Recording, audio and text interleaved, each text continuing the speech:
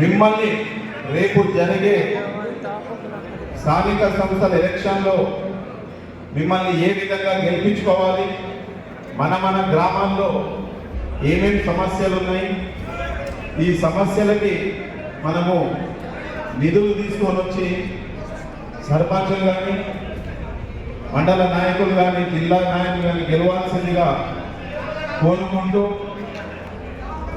తప్పకుండా ఒక్క సర్పంచ్ సీట్ కానీ ఎంపీటీసీ కానీ ఎంపీటీసీ కానీ ఏ పార్టీకి కూడా వదలకుండా ప్రతి దగ్గర కూడా కాంగ్రెస్ పార్టీ గెలిచే విధంగా మనమందరం కూడా కష్టపడాల్సిందిగా కోరుకుంటున్నాం.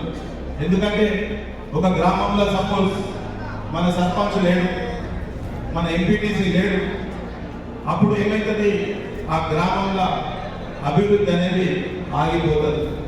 దాని మీద ఆ నాయకుడికి ఎంత ఆలోచన రాదు.